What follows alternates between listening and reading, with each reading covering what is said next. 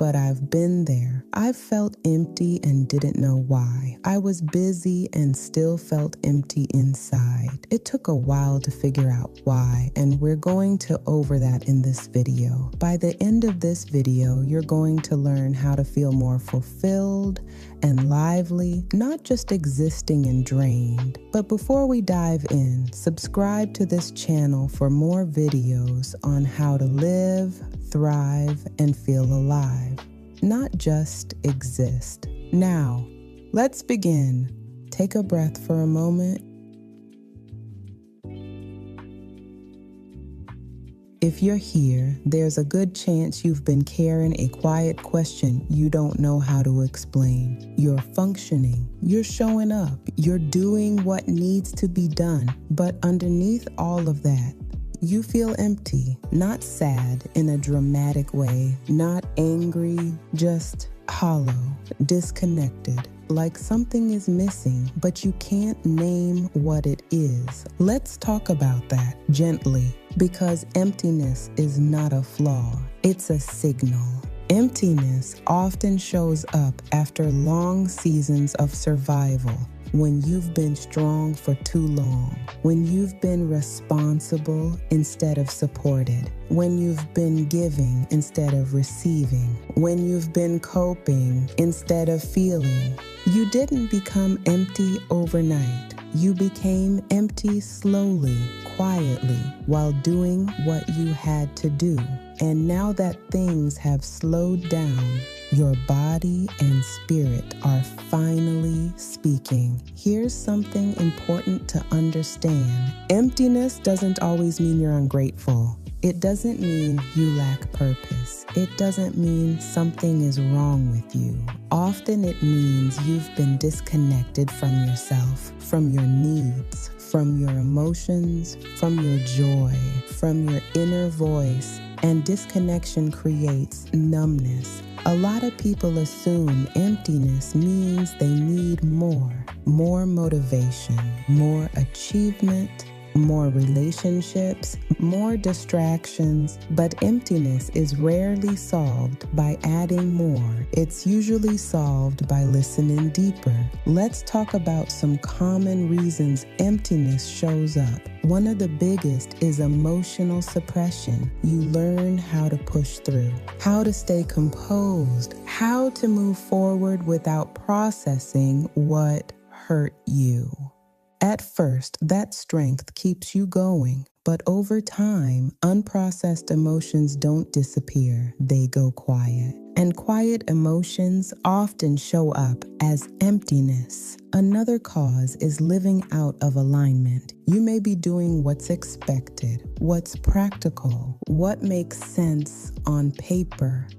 But if your life no longer reflects who you are or who you're transforming into, your spirit feels it. Emptiness is often your inner self saying, "This doesn't fit me anymore." There's also loss of identity. After heartbreak, after disappointment, after burnout, after giving too much of yourself to people, roles, or seasons, you wake up one day and realize you've been everything for everyone, but you don't know who you are for yourself anymore. That absence feels like emptiness. Here's something gentle but true. Emptiness is not the end of you. It's the space before something new. It's what shows up when old versions of you have outgrown their place, but the next version hasn't fully stepped forward yet. That in between can feel unsettling, but it's not meaningless. Let's talk about what not to do when you feel empty. Don't rush to label yourself broken. Don't panic and overhaul your life overnight. Don't numb it with constant distraction. Don't shame yourself for not feeling grateful enough. Emptiness doesn't need fixing, it needs attention. Instead, try asking better questions. Not, "What's wrong with me?" but, "What have I been ignoring? What do I need more of? What have I outgrown? What part of me needs care right now?" Those questions open doors instead of closing them. If faith is part of your life, hear this gently.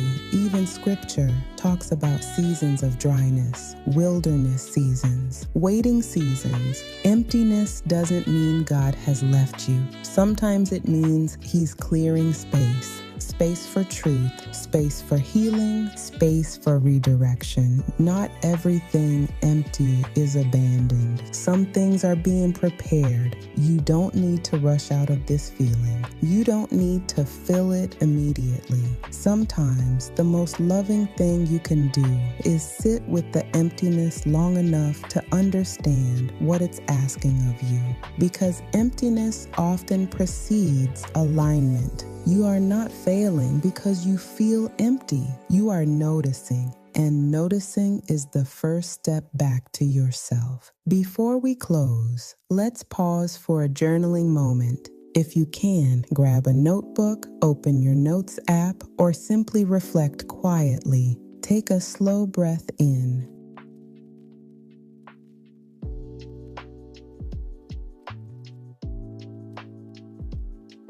And let it out.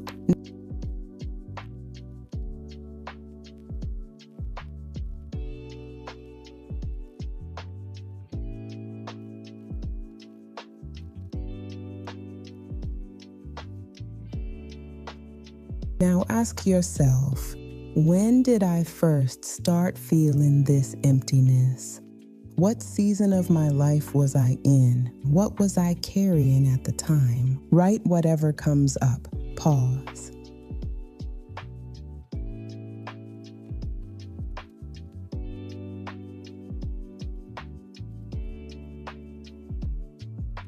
Next, ask, what part of me feels disconnected right now? My joy, my creativity, my faith, my sense of purpose, my rest? Name it honestly. Pause again.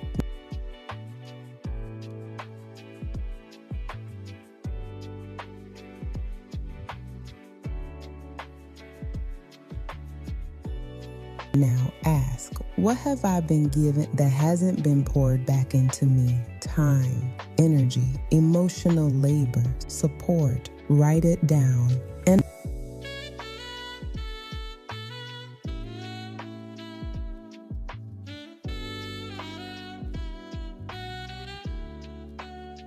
And finally, what would it look like to gently reconnect with myself without pressure? One small act, one honest moment, one boundary, one pause. Write that down.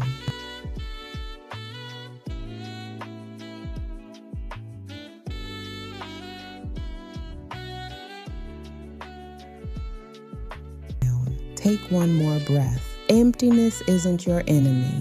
It's an invitation.